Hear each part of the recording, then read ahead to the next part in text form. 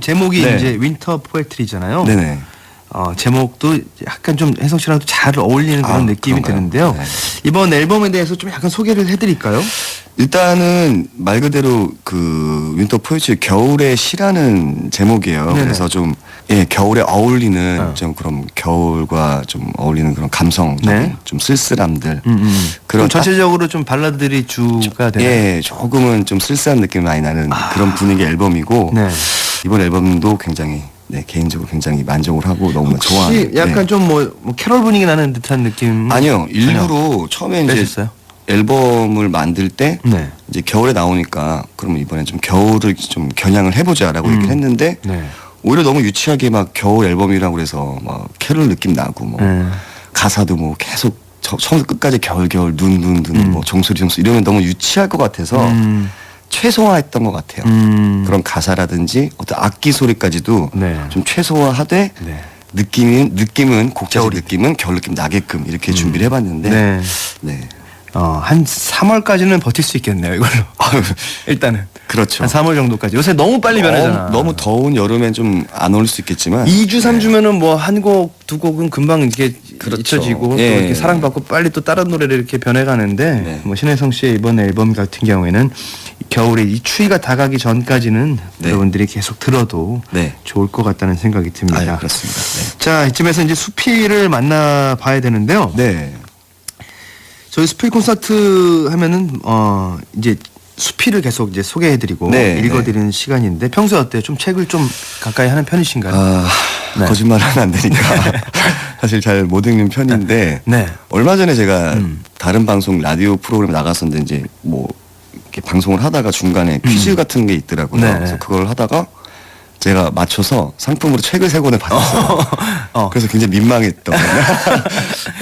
그 책 어디 있어요? 집에 있죠. 집에 그래서 있어요, 이제 아직도. 읽으려고 하고 있습니다. 네. 근데 저도 이제 책을 네. 우리가 솔직히 책보다는 이제 눈으로 보는 미디어에 좀 익숙해져 있었잖아요. 그렇죠. 네. 근데 저도 이제 수필 콘서트를 하면서 네. 책이 네. 정말 저희에게 주는 유익함이 굉장히 많더라고요. 그럼요, 당연하죠. 네. 네. 몰랐었던 새로운 세계들도 이렇게 접하게 되는데 네. 신혜성 씨에게도 제가 적극적으로 저도 오늘 방송 책에- 이후로 어떤 책의 매력에 네. 빠져서 저도 좀 읽고 싶네요. 그러니까 팬 여러분들 지금 만약에 이제 듣고 계시다면은 네. 다른 거 선물도 좋지만 네. 책 선물 네. 저는 요새 이게 책 선물하면 굉장히 좋더라고요. 받는 것도 좋고 그래요. 주는 것도 좋고. 알겠습니다. 네, 팬 여러분들도 염두해 주시고 혜성 씨 생각하면서 이렇게 좋은 책들도 많이 권해 주시길 바라겠습니다. 자, 오늘 어떤 에세이 준비해 오셨죠? 네, 장영희 교수의 연애편지라는 작품을 준비를 했는데요. 네. 이 에세이를 보면 그 괴테 같은 네. 세계적인 대문호들이 사랑하는 연인에게 썼던 그런 연애편지가 나옵니다. 네. 그래서 이제 그 편지들을 보면 사랑할 때 느끼는 감정은 누구나 다 똑같구나. 그렇죠. 뭐 그런 걸 느낄 수 있고 네. 그래서 서양의 뭐 대작가든 또 뭐 평범한 대학생이든 간에 보고 싶어하고 그리워하고 또 질투하고 집착하고 뭐 그런 점들이 많이 공감이 가서 제가 이제 오늘 준비를 좀 해봤습니다. 그래요. 위에 네. 있건 아래에 있건 뭐 누구든 사랑은 다 똑같습니다. 그럼요. 예. 자, 장영희님의 연애 편지 신혜성 씨의 낭독으로 함께 할게요.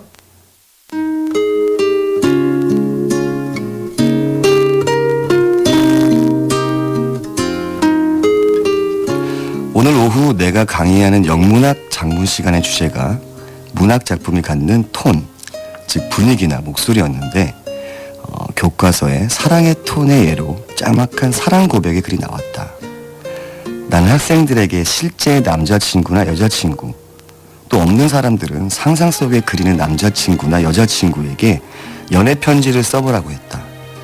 학생들은 웬 연애 편지냐고 한 번도 써본 일이 없다고 응석 부리듯 투덜댔다.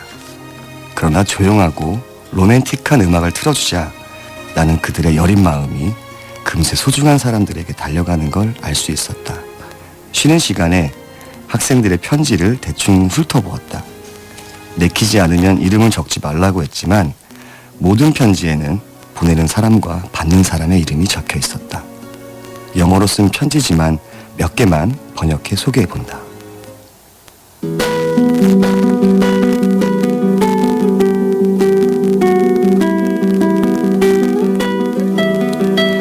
나는 밤낮으로 당신을 생각합니다.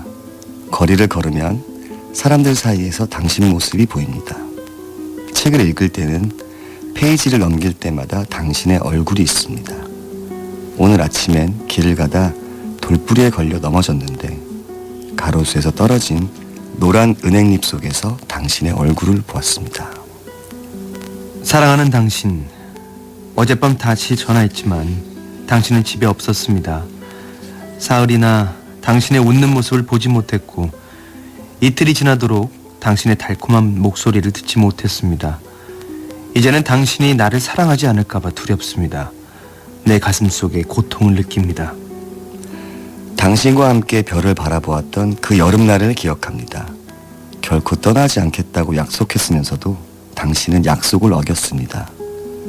오늘도 밤하늘을 보면 차가운 별들이 당신의 차가운 마음 같아 보입니다. 재미있는 것은 이 편지들에는 학생들이 어려운 문학작품을 분석할 때 자주 범하는 오류, 즉 장황하게 길고 현학적이고 또 문법적으로도 틀린 문장들이 거의 없다는 것이다.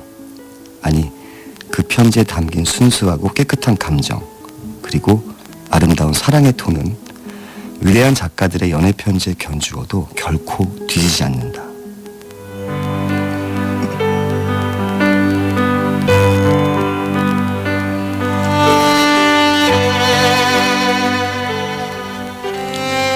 나는 단 하루도 당신을 사랑하지 않은 적이 없습니다. 단 하룻밤도 당신을 포옹하지 않고 잠든 적이 없습니다. 군대의 선두에서 지휘할 때도, 중대를 사열하고 있을 때에도 내 사랑 조세피는 내 가슴 속에 홀로 서서 내 생각을 독차지하고 내 마음을 채우고 있습니다. 1788년 나폴레옹이 조세핀에게. 사랑하는 당신, 나에게 운율을 만드는 재주가 있었으면 합니다. 당신과 사랑에 빠진 이후 내 머리와 가슴 속에는 언제나 시가 있습니다. 아니, 당신이 바로 시입니다. 당신은 자연이 부르는 달콤하고 소박하고 즐거운 노래와 같습니다. 1839년 너세니얼 호소니 소피아 피바디에게. 난 11시 30분에 들어왔습니다. 그러고는 줄곧 바보처럼 안락 의자에 멍하니 앉아 있었습니다. 아무것도 할 수 없었습니다. 당신의 목소리밖에는 들리지 않습니다. 나는 언제나 당신이 사랑하는 당신이라고 부르는 소리를 듣고 있는 바보입니다. 나는 오늘 두 사람에게나 아무 말도 하지 않고 냉정하게 굴어서 그들의 기분을 언짢게 만들었습니다. 그들의 목소리가 아닌 당신의 목소리를 듣고 싶기 때문입니다. 1904년 제임스 조이스가 노라 바너클에게. 사랑하는 당신이여, 내가 무엇을 잘못했기에 이토록 나를 괴롭히십니까? 오늘도 편지가 없군요.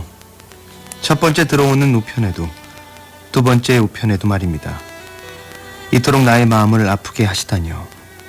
당신이 보내는 단 한 글자라도 보면 내 마음은 행복해질 텐데요.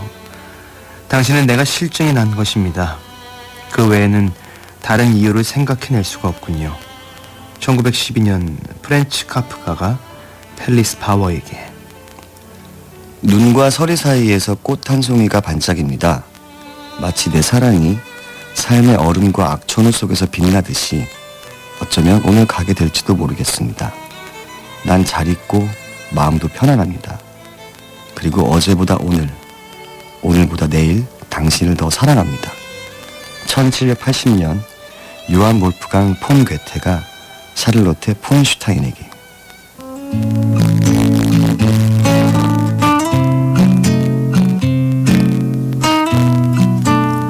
아무리 봐도 내용이 좀 유치할 정도로 상투적이고 단순해서 복잡하고 난해한 작품으로 정평에 나 있는 작가들에 의해 쓰여졌다고는 믿어지지 않는 편지들이다. 제임스 조이스, 카프카, 괴테 등의 귀에 익은 이름들을 빼고 보면 사실 학생들이 쓴 편지와 구별이 힘들 정도다. 물론 작가들이 들으면 무덤 속에서 발끈할 일이지만 그들의 문체도 학생들이 쓴 편지와 별반 다르게 느껴지지 않는다. 그건 아마 사랑 자체가 아주 순수하고 단순한 감정이기 때문일 것이다. 분의 명작을 남긴 서양의 대문호든 그 작가를 공부하느라 밤을 새는 한국의 대학생이든 늙었든 젊든 부자든 가난하든